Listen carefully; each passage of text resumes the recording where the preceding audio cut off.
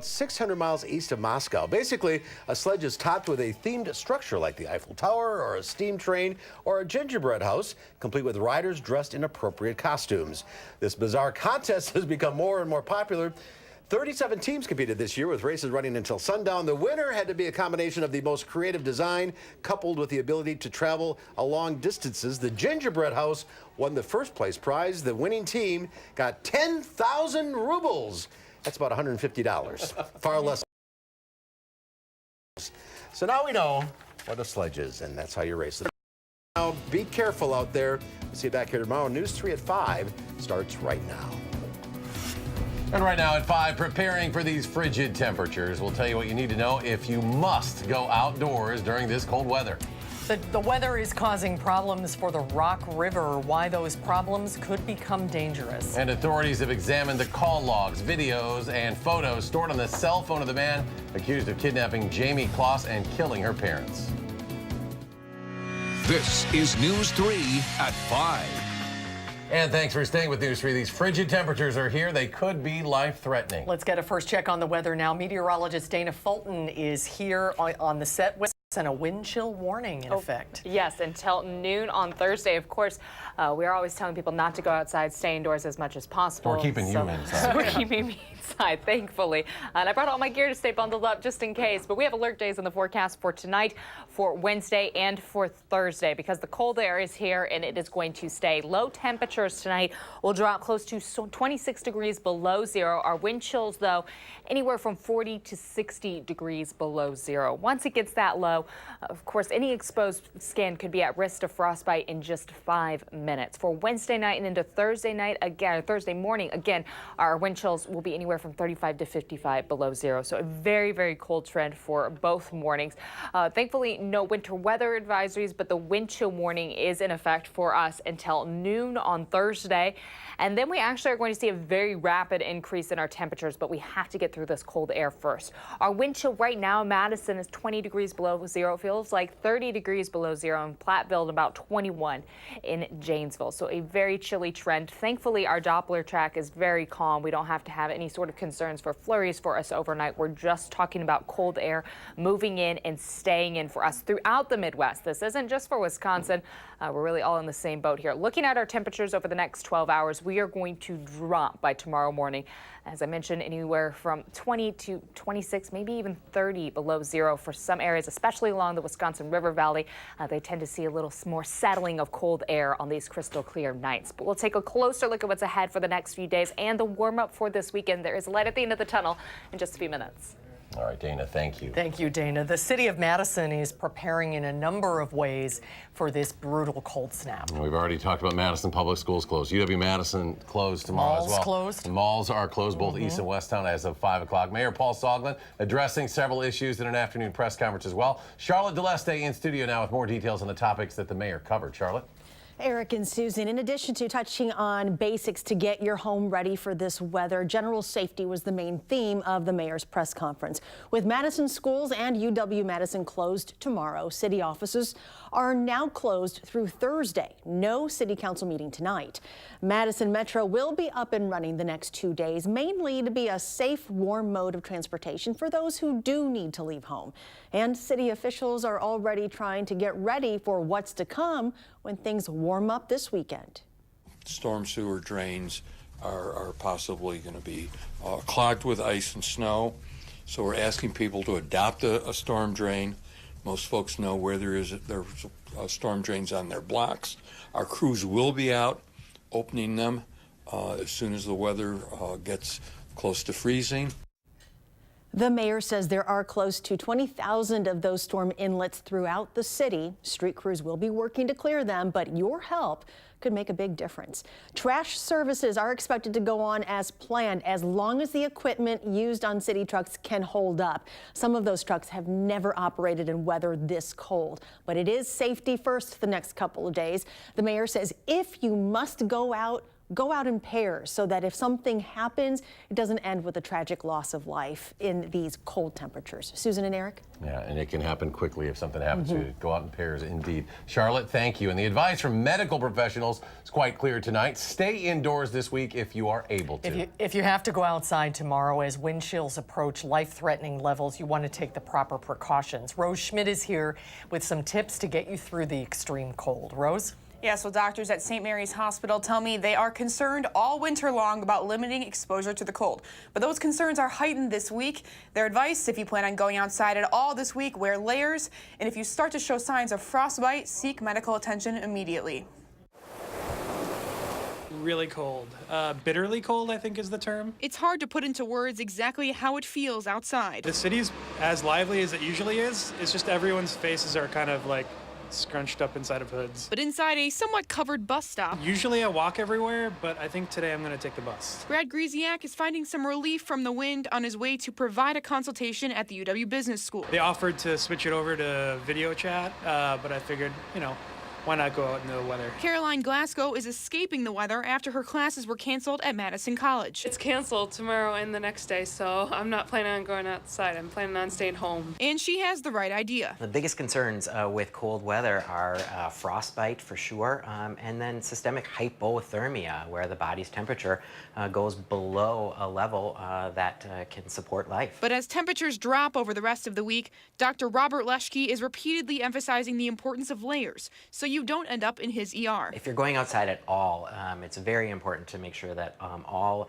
of your skin surfaces are covered, so wearing those gloves, wearing a hat. At temps below zero, it only takes a few minutes for frostbite to set in. Especially if that skin is wet for any reason. I know people are out sledding or skating or on the ice, and so keeping that covered is very important. That means finding warmth and shelter from the cold wherever you can, or choosing not to go out at all. I think I'm going to work from home tomorrow.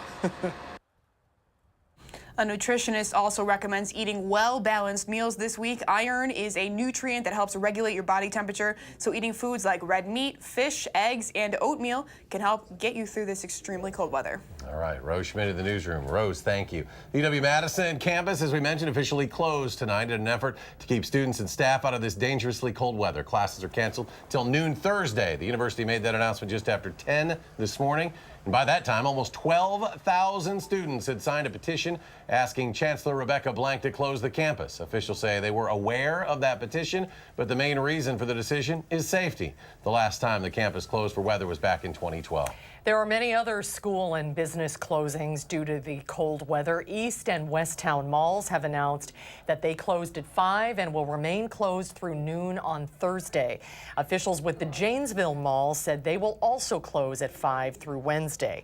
Johnson Creek outlet stores are closed until 10 a.m. on Thursday.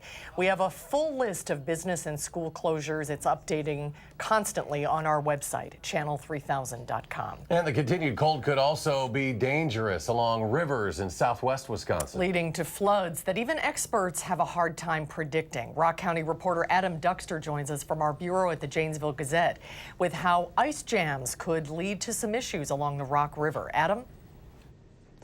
Well, Eric and Susan, it's not uncommon to see a lake that's frozen over because that water's not moving or going anywhere. But when a river freezes, that moving water can clump up and cause ice jams, which can lead to flooding that's unpredictable. If you think the Rock River looks a little higher, you're right. That rise is very, very clear, nearly 3 feet in 24 hours. In fact, the river is hitting minor flooding stages, peaking at close to 10 feet over the weekend, all because of ice that's blocking the flow of water downstream. You've got ice flowing down the river, and the little chunks of ice, and they kind of start to wedge together. Water management engineer and DNR employee Rob Davis says this is called an ice jam. And unlike preparing for rain, when an ice jam happens, the rise and fall of the river is unpredictable.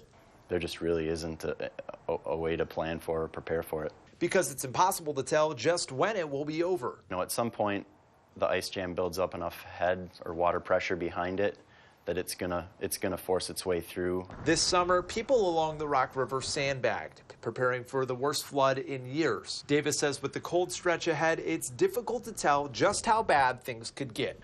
I can't imagine sandbagging during a summer flood event, but being out today or this week, sandbagging would be horrific. And the good news is after that initial jump along the Rock River, that water level is steadily declining. But Davis still says if you live in a home that's near the Rock River, the best thing you could possibly do is to be prepared for a flood and continue to monitor those water levels each day. Yeah, especially with a big warm up on the way this weekend. Adam Duxter in our Rock County Bureau. Thanks, Adam. And while many of us try our best to escape the cold temperatures, there are some people who choose to be in the cold year-round. The staff at Shep's Ice Cream works in a freezer all day. Temperatures hover around 25 below in there, and staff members joke and say if they want to heat up later this week from being outside in the cold, well, they just go into work, go into the freezer, because it'll be warmer there than it is outside. And coming up tonight at 6 News 3's Jamie Perez shares how she went from being in sub-zero temperatures to 80 degrees in a matter of hours right here in Madison, where you can go to warm up and have some fun. That's tonight, News 3 at 6. A Madison pizzeria robbery suspect is in custody. UW-Madison police sent alerts starting shortly after noon today that police were investigating an armed robbery at the Pizza Hut on Park Street. Madison police say the armed robber had been spotted earlier near St. Mary's Hospital. People were asked to avoid the area of the UW Arboretum while officers were searching for the man, and at about 2:30, authorities tweeted that the search had ended and the suspect was in custody. Authorities have examined call logs, photos, and videos stored on the cell phone of the man accused of kidnapping 13-year-old Jamie Kloss and killing her parents. Search warrants documents filed today in Barron County Circuit Court show authorities recently searched the phone of 21-year-old Jacob Patterson. The nature of the photos and videos was not released. A search warrant affidavit says authorities wanted to search Patterson's phone for call logs, texts, and other messages, emails, and other communication. They also wanted to see where that phone was during their months-long investigation. The affidavit says evidence on the phone could be used to determine the chronology of events. A group of lawmakers is trying again to pass legislation that would allow convicts to ask judges to expunge their records. The bill introduced today has bipartisan support. Under the proposal, anyone with a single conviction for a low-level nonviolent offense could ask a judge to expunge the record after that person completes his or her sentence. It's important to our citizens to have a second chance to come back when they feel they really find that their record is preventing them from having the kind of life that they want to have. It doesn't change the burden or the standard that courts must apply, and just because you're expungement eligible doesn't mean that you get your record clear. It means you get a day in court. It means you get the opportunity to ask for this relief. Currently, a judge can order a convict's record expunged upon sentence completion if the offense is low-level and non-violent. The offender under the age of 25 and does not have a prior felony conviction.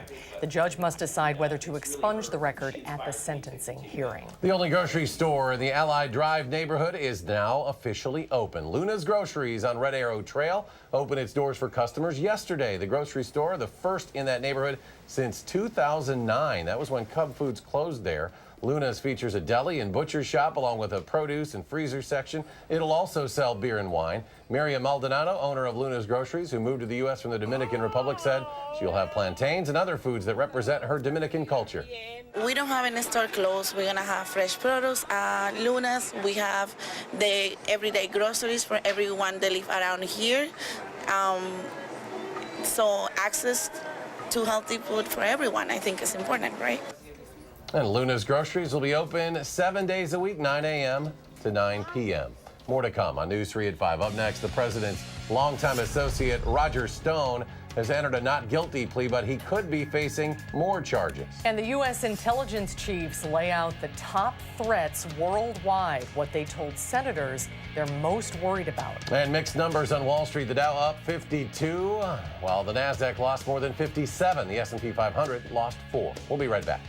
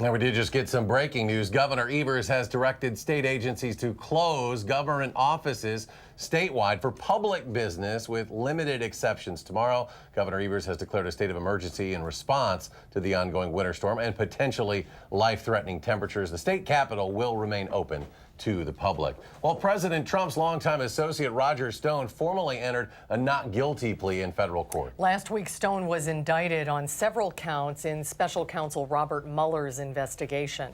CBS News has confirmed Mueller's team could be looking at additional charges. A lawyer for Stone's former employee, Andrew Miller, says the special counsel's office has been in touch with them. There could be a superseding indictment, or under the rules, they may deem my client for evidence against other targets they may have.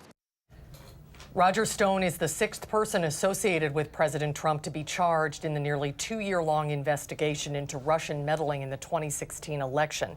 Stone was released on personal bond and is only allowed limited travel to Florida, New York, Washington, and Virginia.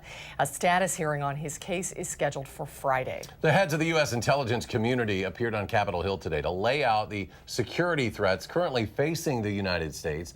Director of National Intelligence Dan Coats warned the Senate Intelligence Committee about the cyber threat posed by what he calls the Big Four: China, Russia, North Korea, and Iran in the next presidential election. Coats testified about the Worldwide Threat Assessment Report, which concludes China and Russia are more aligned now than at any point since the mid-50s, and the relationship, he says, is likely to strengthen in the coming year. We assess that foreign actors will view the 2020 U.S. elections as an opportunity to advance their interests. We expect them to refine their capabilities and add new tactics. Now, the head of the FBI, Chris Wray, says there is a bright spot: more cooperation between the intelligence community and social media companies since interference in the 2016 elections. Let's get a check on the weather now. Dana has the latest on some unbelievable numbers tomorrow, and then a big swing, a wide swing coming up this weekend. Dana? Absolutely. We have to drop pretty low before we're able to enjoy the weekend, and that's certainly what we are doing. We are expecting very cold weather for the next several mornings and very cold wind chills, along with the actual temperatures that are near record-breaking themselves, just the temps. We have a wind chill warning in effect until noon on Thursday. So all tonight, all day Wednesday, all Wednesday night, and for Thursday morning. Temperatures are really going to start to hop right on up for us late Thursday and for Friday, but we are going to have a very cold spell before we get through that. Again, that wind chill warning is in effect for all of southern Wisconsin. Our Doppler track's nice and calm right now, not looking at any flurry chances for us this evening. Really just talking about, again, the cold air trend that we're going to watch continue on for the next several days. But overall, things actually right now are just the calm before the storm for us. So that cold front has really swept on through off to the east now. No more moisture moving in for us. We have high pressure that's just off to the northwest that's currently sending that northerly flow in our direction, or that northwest flow in our direction. Once that high pressure shifts a little further to the southeast, we're going to finally see that warm up when we're on the back side of that high pressure. But until then, it's going to just send cold air towards us. And that cold air, of course, is going to help our temperatures drop and what it actually feels like outside. And that's what our wind chill is, what it feels like on our skin. That's also going to drop for us. For Wednesday morning, temperatures are going to be anywhere from 20 to 30 degrees below zero, with our wind chills anywhere from 50 to 60 below zero. Some isolated areas, especially near the Wisconsin River Valley, where we have that cold air just settling for us near Lone Rock. It's going to be very cold to start off your Wednesday. Temperatures stay below zero. Wind chills stay well below zero for Wednesday. This is later in the afternoon, and it's still going to feel close to about 42 degrees below zero for Madison. Looking down towards Rockford, also at 45 degrees below zero. You would have to travel pretty far south to see a warm up. By Thursday morning, we're sitting in the same boat, but we're starting to see a little bit of a trend towards Iowa. Again, as that high pressure is shifting, a little better air is moving in for Iowa. They're going to see their temperatures drop closer to about 20 degrees below zero, but we're still sitting in that 50-degree range. So that's what we'll be experiencing again as we head closer to Friday. These temperatures, very dangerous outside. These wind chills very dangerous for us. So that's why we have the alert day in the forecast for tonight, for Wednesday, and for Thursday. Once we cross into that area of having our wind chills anywhere from 50 to 60 degrees, you get closer to 60 degrees below zero, and you're crossing into the potential for frostbite in just 5 minutes. And we're going to stay in that zone throughout the day on Wednesday. By Thursday, we are expecting a little bit of a warm up later in the afternoon, and that's why, again, that wind chill warning goes until late or Thursday at noon, because the warm up will come through later on. Overall temperatures tonight are quite frigid, close to record-breaking lows for us. Dangerously cold outside. If I sound like a broken record, hopefully you guys have picked up on it by now. Tomorrow, very windy and cold. We'll be close to 14 below zero for our afternoon highs. We'll stay very cold for Wednesday and Thursday. Friday, though, temperatures are expected to be just a little better outside. Overall, looking at the weekend, we jump up quite a bit. We'll be close to 41 by Sunday. We'll be talking about rain instead of just snow. A quick look at the roads for us right now. I don't have any accidents to report, but things are quite slow downtown right now. Almost every road is seeing major delays. It's going to be a little bit of a longer commute for you for your ride home, or if you're waiting on anybody to get home, it may take them a half second longer. The Beltline eastbound also seeing delays, especially after 151 and towards Janesville and even up into Jefferson County. A lot of green in both directions. They're in a little better position than downtown right now. From downtown to Sun Prairie will take you just about 25 minutes. From Middleton to Sauk City, 17 minutes, and 26 from Janesville to the Beltline. If you have to get on the roads at all for Wednesday and Thursday, please make sure that you plan ahead with an emergency kit in your car just in case. And overall, I would really just recommend, if you can stay home, lean in that direction. Good advice. Yes, very much so. Dana, thank you. Ahead at 5, public Wi-Fi is available at many places, of course, but hackers can use it to steal your information. The latest on this story after this.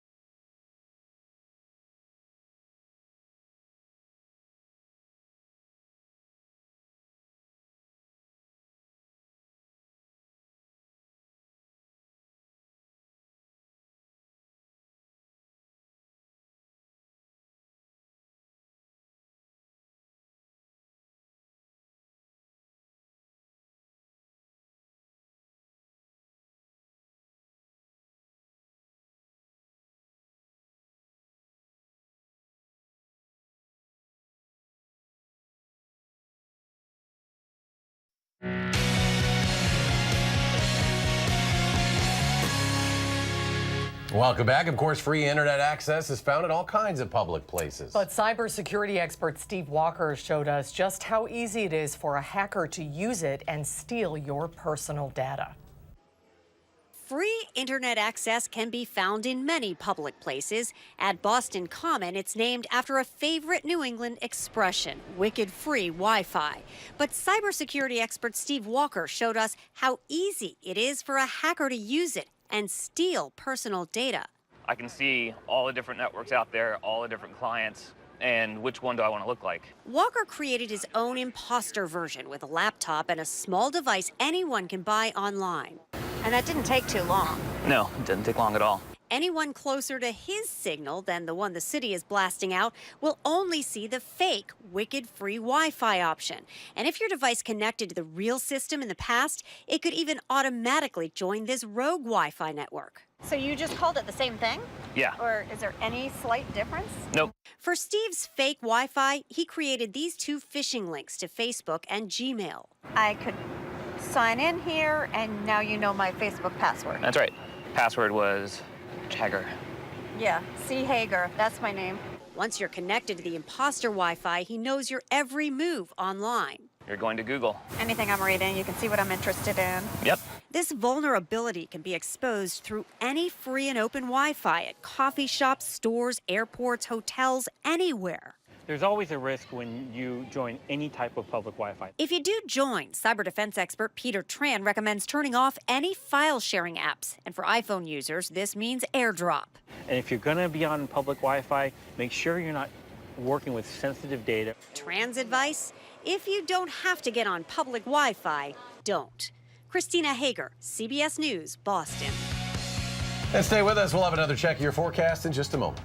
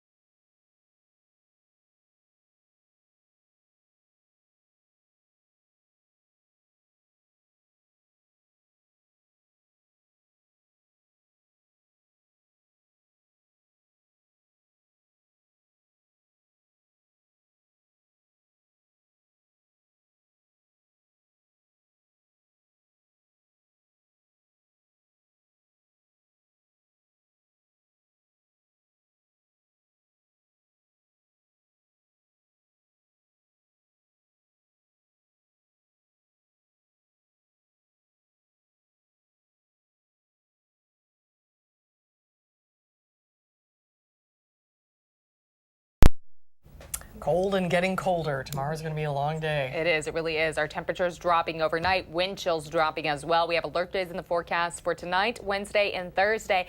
It is going to feel anywhere from 40 to 60 degrees below zero both Wednesday and Thursday morning. Please bundle up if you have to go outside, but of course, stay inside if you can. All right, more updates in 30 minutes. The CBS Evening News is next.